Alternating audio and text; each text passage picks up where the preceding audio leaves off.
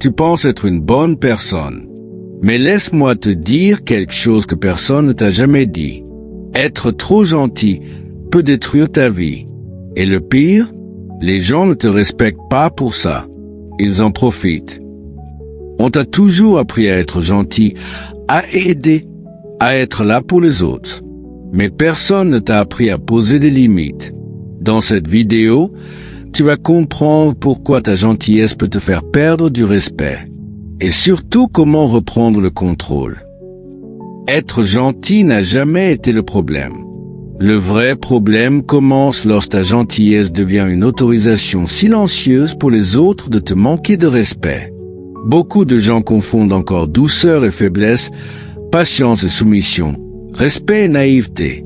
Pourtant, ces concepts n'ont rien à voir. La vérité est simple, mais dérangeante. Tu peux être une bonne personne, tout en étant quelqu'un d'inébranlable. La gentillesse est un choix conscient. La faiblesse, elle, est une incapacité. Être gentil, c'est avoir la capacité de faire du mal, mais choisir de ne pas le faire.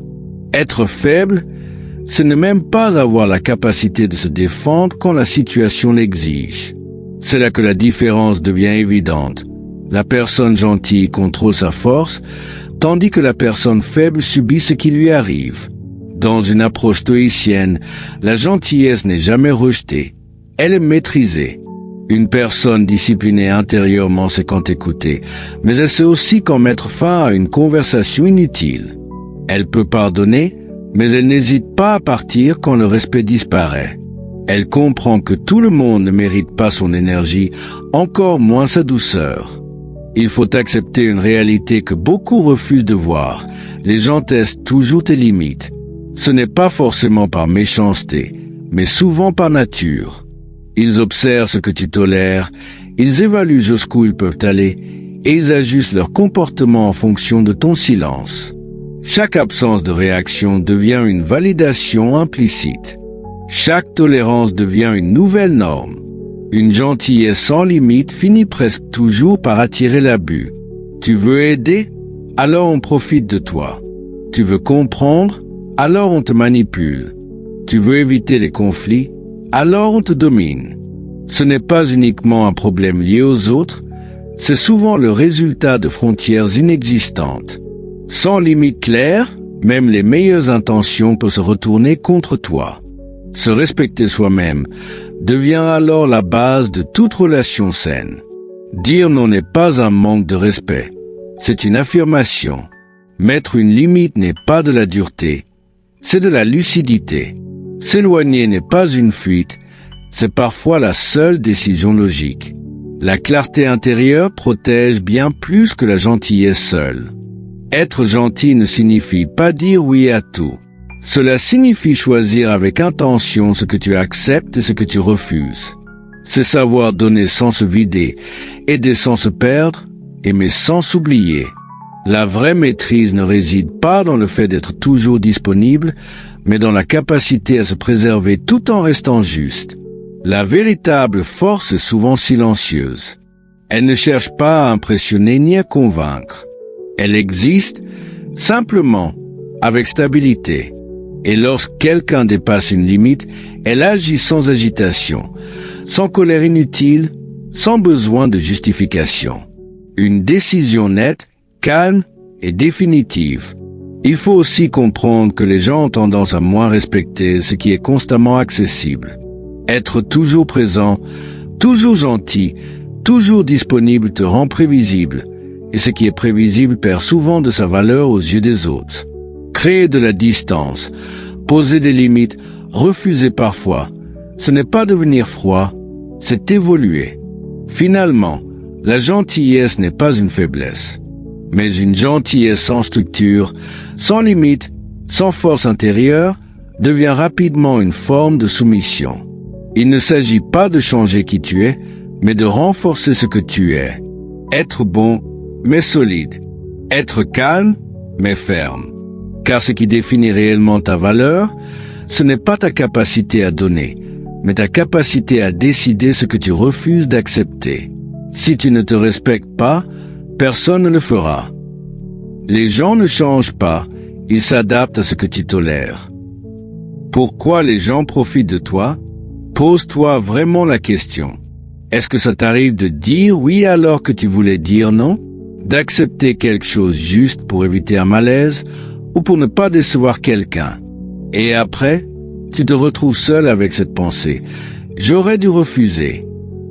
Ce n'est pas un hasard si ce scénario se répète. À force, ce n'est plus une situation. C'est un schéma. Tu donnes trop. Et au fond, tu le sais. Tu es toujours là quand on a besoin de toi, toujours prêt à aider, à comprendre, à soutenir. Mais laisse-moi te demander, est-ce que les autres font la même chose pour toi? Ou est-ce que c'est toujours toi qu'on appelle en premier? Parce que quand tu dis oui encore et encore, sans jamais poser de limites, les gens ne voient plus ça comme un effort. Ils voient ça comme quelque chose de normal. Et puis il y a ça. Tu dis toujours oui. Même quand ça t'arrange pas. Même quand tu es fatigué. Même quand tu sens que ça dépasse une limite.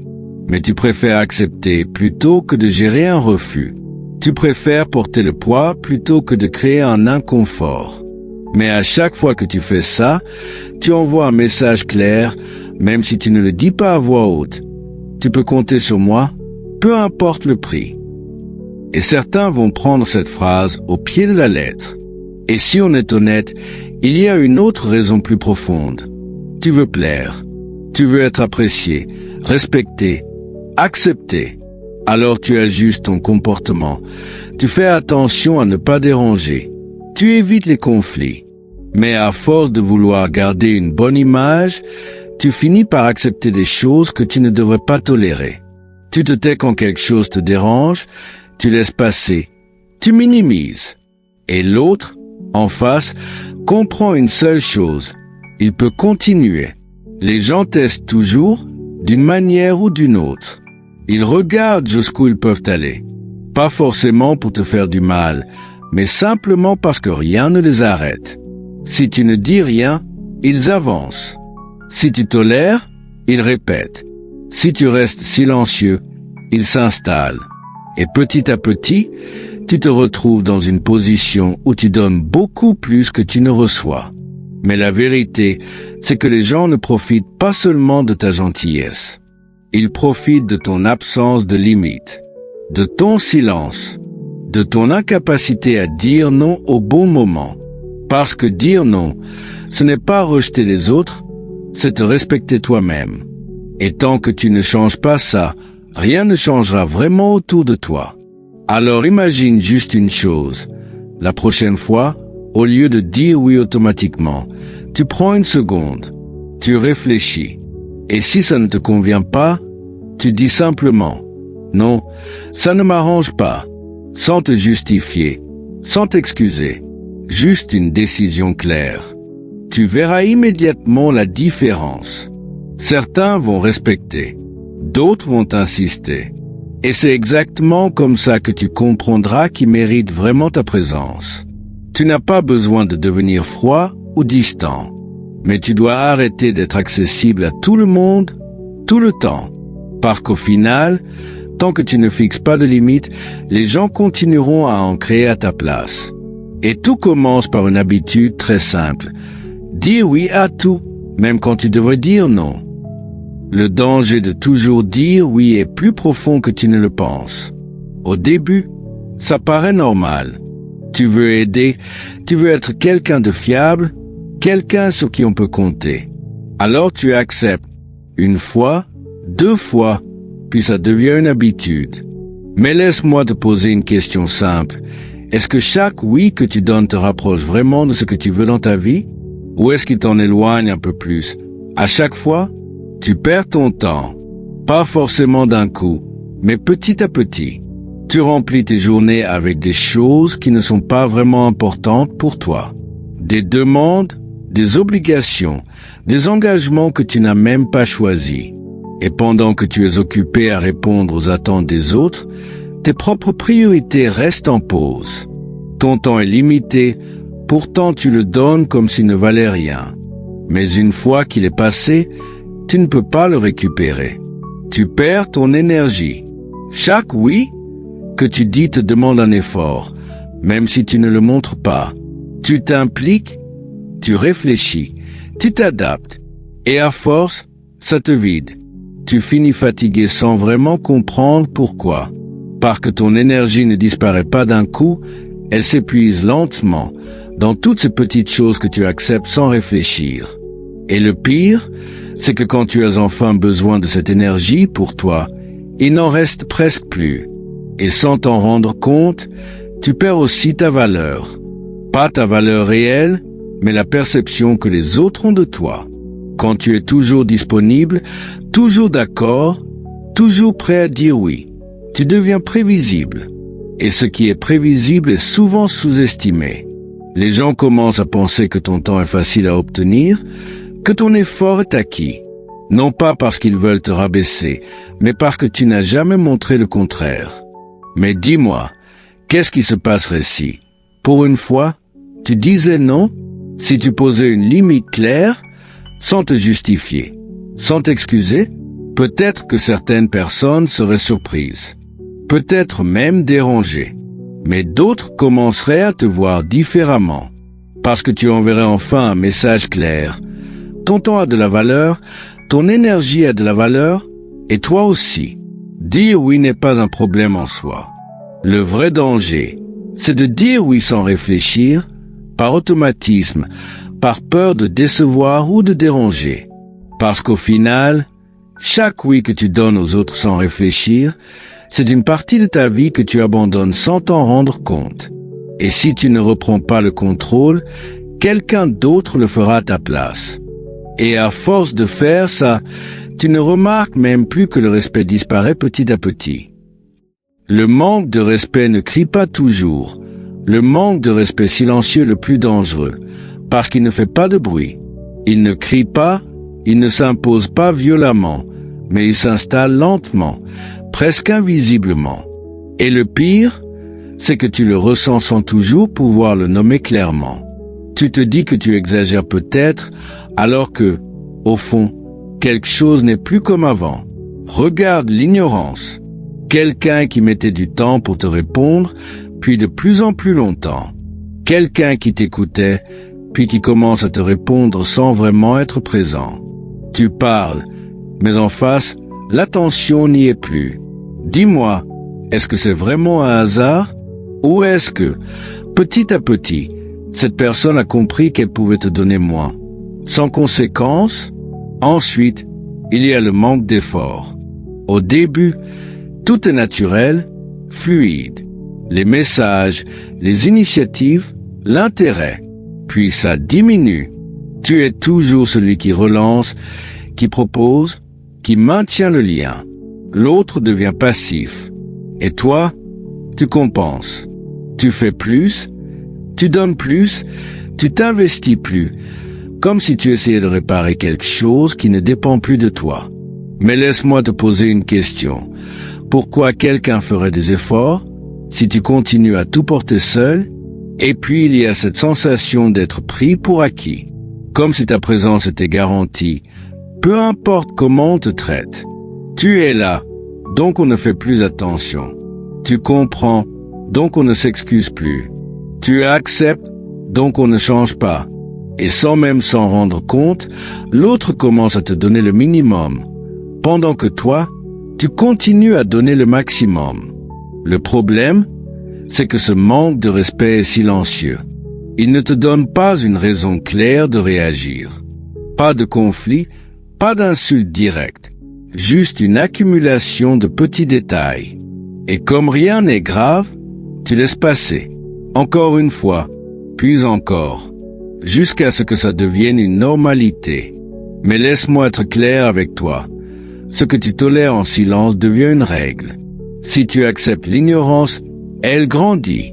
Si tu acceptes le manque d'effort, il devient permanent. Si tu acceptes d'être pris pour acquis, tu le seras de plus en plus. Alors pose-toi cette question. À partir de quel moment tu décides que c'est trop? Pas quand tout explose, pas quand tu es épuisé, mais maintenant. Parce que le respect ne disparaît jamais d'un coup. Il s'érode lentement à chaque fois que tu choisis de ne rien dire. Tu n'as pas besoin de crier, ni de créer un conflit. Mais tu dois devenir clair, moins disponible, moins tolérant face à ce qui te dérange, plus aligné avec ce que tu mérites réellement. Parce qu'au final, le manque de respect silencieux ne s'installe que là où il n'y a pas de limite. Et tant que tu ne les poses pas, il continuera à grandir sans jamais faire de bruit. Alors la vraie question devient, comment arrêter ça sans devenir quelqu'un de mauvais? Apprendre à dire non, c'est apprendre à se respecter soi-même avant de vouloir être accepté par les autres. Trop souvent, on accepte des choses qu'on ne veut pas vraiment faire par peur de décevoir, par peur du conflit ou simplement pour plaire. Mais chaque oui forcé devient une petite trahison envers soi-même, une perte d'énergie et de clarté mentale. Dire non n'est pas un rejet de l'autre, c'est une affirmation de soi. C'est reconnaître que ton temps, ton énergie et tes émotions ont de la valeur. Dire non sans culpabiliser demande un changement de mentalité. Tu n'es pas responsable du confort émotionnel de tout le monde. Quand tu poses une limite, tu ne fais pas du mal, tu fais de la place pour ce qui est juste pour toi. La culpabilité vient souvent d'une mauvaise idée du respect. On pense que respecter les autres, c'est toujours accepter. Mais le vrai respect est réciproque. Tu ne peux pas être constamment disponible sans t'épuiser. Et tu ne peux pas être authentique si tu te forces à dire oui à tout. Le respect commence là où les limites sont claires. Une personne qui sait dire non est une personne qui se connaît, qui se protège et qui inspire naturellement plus de respect. Parce que les autres comprennent qu'on ne peut pas dépasser tes limites sans conséquence. Et paradoxalement, plus tu affirmes tes limites, plus tes relations deviennent sincères, équilibrées et stables. Dire non, ce n'est pas fermer des portes, c'est éviter de t'oublier derrière celles des autres. Dire non, c'est te dire oui à toi-même. Mais dire non, ce n'est que le début. Le vrai changement arrive quand tu arrêtes de dépendre des autres. Le pouvoir du détachement ne consiste pas à tout abandonner, mais à ne plus laisser les choses te contrôler. Moins tu dépends des validations extérieures, des réponses des autres ou de leur présence, plus tu reprends le contrôle de ton équilibre intérieur. Tu n'agis plus par peur de perdre, mais par choix. Et c'est précisément là que tout change. Quand tu deviens moins dépendant émotionnellement, tu deviens aussi plus stable, plus lucide, plus difficile à manipuler. Les gens sentent immédiatement cette différence. Celui qui cherche constamment l'attention perd souvent en valeur aux yeux des autres, tandis que celui qui sait se suffire à lui-même inspire naturellement le respect. Le détachement ne rend pas froid, il rend solide. Tu continues d'aimer, de donner, d'investir, mais sans t'oublier dans le processus. Et paradoxalement, plus tu es détaché, plus ta présence devient rare, donc plus elle est respectée. Et c'est là que beaucoup ont peur, ils pensent que se détacher, c'est devenir froid. Devenir plus froid intelligemment ne signifie pas devenir méchant ou indifférent aux autres. C'est simplement apprendre à ne plus être émotionnellement disponible pour tout et pour tout le monde. Tu ne réagis plus à chaud, tu ne te justifies plus inutilement, et tu ne donnes plus ton énergie à chaque provocation ou chaque demande. Être moins accessible, c'est créer une forme de distance saine. Tu choisis quand parler, quand répondre, et surtout à qui donner ton attention. Tu ne cours plus derrière les gens, tu ne cherches plus à combler les silences, et tu n'offres plus ta présence comme quelque chose d'automatique. Elle devient intentionnelle. Ce type de froideur est une discipline, pas une émotion. À l'extérieur, tu restes respectueux, calme, posé. Mais à l'intérieur, tu gardes le contrôle. Tu n'es plus réactif, tu es stratégique. Et c'est exactement ce mélange, calme plus distance, plus maîtrise, qui change la manière dont les autres te perçoivent. Tout le monde n'a pas accès à toi. Mais en réalité, ce n'est pas la froideur qui change tout, c'est l'énergie que tu dégages. Reprendre ton respect commence quand tu arrêtes de trop te justifier. Plus tu expliques, plus tu donnes aux autres la possibilité de débattre ta valeur, tes choix et tes limites. À un moment, le respect ne se demande plus. Il se construit par ta posture, ton silence et la cohérence de tes actions. Changer ton énergie, c'est passer de la réaction à la maîtrise. Tu ne réagis plus à tout, tu ne réponds plus à chaque provocation, tu ne te précipites plus pour convaincre. Ton calme devient un message en lui-même. Les gens comprennent que tu n'es plus dans le besoin de validation, mais dans la clarté de tes décisions. Moins expliquer, plus agir, c'est là que tout se transforme. L'action remplace les discours, les résultats remplacent les promesses. Tu n'essaies plus de prouver qui tu es, tu le montres naturellement. Et c'est souvent à ce moment-là que le regard des autres change, parce que tu n'es plus en train de chercher le respect, tu l'incarnes. Et cette énergie vient d'un choix très simple, le choix de te mettre en priorité. Se choisir soi-même, c'est comprendre que ta vie ne peut pas être organisée uniquement autour des attentes des autres. À un moment, tu dois décider que tes priorités passent avant les urgences des autres, que ton temps n'est pas infini et que ton énergie doit être protégée comme une ressource précieuse. Mettre tes priorités en premier, ce n'est pas de l'égoïsme, c'est de la clarté. Tu sais ce qui compte vraiment pour toi et tu commences à dire non à tout ce qui t'éloigne de ça. Chaque décision devient plus consciente, moins automatique. Tu arrêtes de vivre en mode réaction. Protéger ton temps, c'est arrêter de le donner sans réflexion. Tout le monde n'a pas accès à ton attention, et chaque minute investie doit avoir un sens. Et quand tu respectes ton temps, les autres finissent aussi par le respecter. Gérer ton énergie, c'est peut-être le plus important.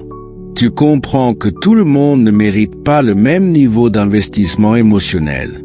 Tu choisis où tu donnes ton effort, ton calme, ta présence. Et petit à petit, tu deviens quelqu'un de plus stable, plus centré. Parce que tu as arrêté de te disperser dans tout et tout le monde. Et quand tu fais ça, ta vie commence à changer d'une manière que tu ne peux même pas imaginer. Ce qui change quand tu arrêtes d'être trop gentil, c'est ton rapport au respect et à toi-même. Tu ne vis plus dans la peur de déplaire, ni dans le besoin constant d'être accepté. Moins de stress, parce que tu ne portes plus les attentes des autres sur tes épaules. Tu choisis où va ton énergie, au lieu de la disperser partout pour satisfaire tout le monde. Tu deviens plus calme, plus stable, plus difficile à manipuler. Et surtout, tu récupères du contrôle de ton temps, de tes décisions, de tes limites. Tu ne réagis plus par automatisme pour plaire, tu agis avec intention. Et c'est exactement là que tout prend son sens. Parce qu'au final, il ne s'agit pas juste d'être gentil ou pas. Être gentil, ce n'est pas un problème. Mais être trop gentil au point de t'oublier. Ça, c'est dangereux. À partir d'aujourd'hui, arrête de vouloir plaire à tout le monde. Respecte-toi, pose des limites et regarde comment les gens commencent à te traiter différemment. Si tu as compris ça, tu es déjà en avance. Abonne-toi, parce que le vrai changement commence maintenant.